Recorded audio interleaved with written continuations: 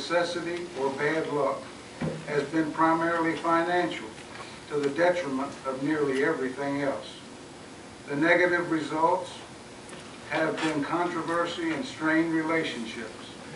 By far the worst outcome in these past 7 months, in my opinion, has been the interruption in what should be a regular transition process to a new form of government. Hopefully, this is now behind us. If we are indeed to move forward in a positive manner with the transition and toward our rightful responsibility to improve our citizens' quality of life and sustain our community into the future, I suggest and advise that the board seriously consider and commit to the following 3 issues. Number 1, going forward, there must be a clear understanding and acceptance of reality and realistic expectations. We can no longer afford to waste our time and energy playing the blame game or looking for scapegoats and red herrings. The cause of the city's problems, especially financial, was not and is not department heads or any other employees. Certainly, there have been errors and mistakes aplenty in the past, but this manager did not expect, nor did he find any nefarious intentions or actions of staff to be the cause.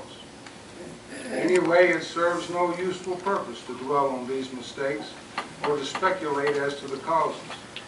Rather, we must all pledge a new beginning focused on our unique responsibilities and opportunities. Number 2, going forward, this board must clearly understand and accept that this form of government requires a rigid separation of the legislative and administrative functions.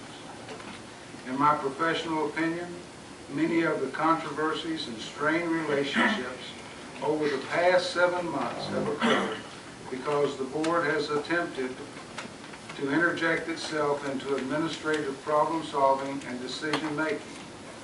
These are not practices for which the board is either trained or experienced, nor should it be. Going forward, this board must commit itself to allowing administration to play its role unimpaired and with the support of the board.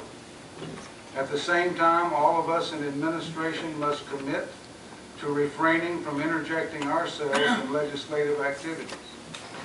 This requires a real belief from all parties that administration has and pursues good intentions, and the legislative branch has and pursues good intentions.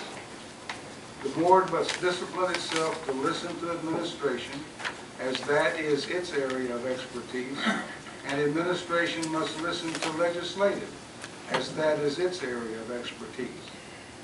What I'm trying to suggest here is that this form of government is not intended to be confrontational. Rather, it is intended to be complementary and balancing, a process that leads to good government. And finally, number 3, this board must develop intolerance for incivility and intentional interference in the public process. A public meeting is not the place for a circus atmosphere.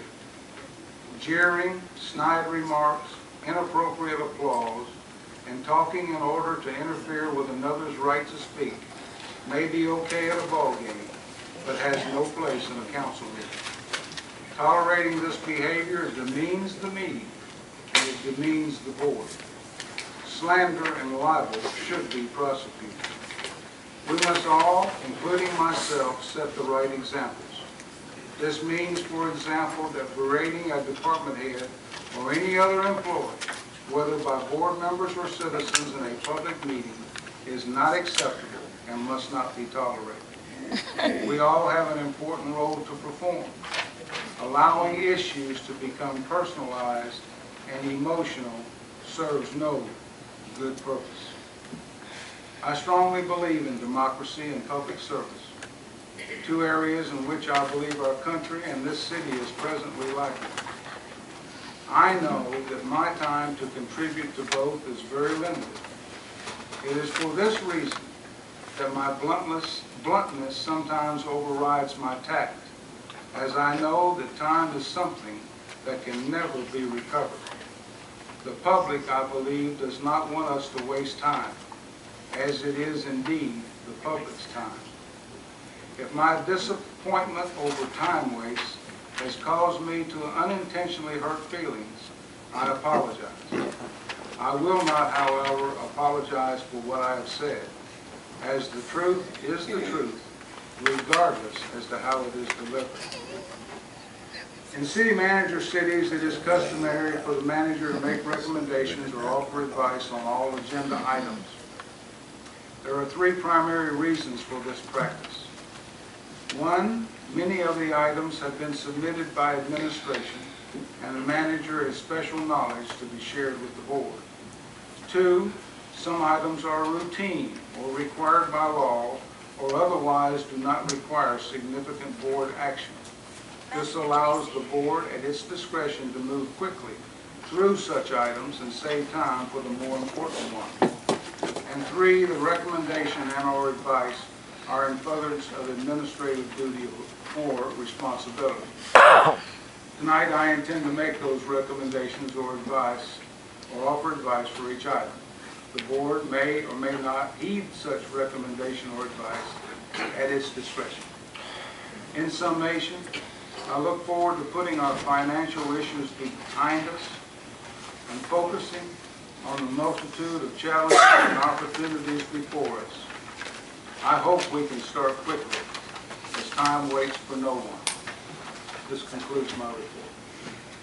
Thank you, Mr. Christie. Next item on the agenda is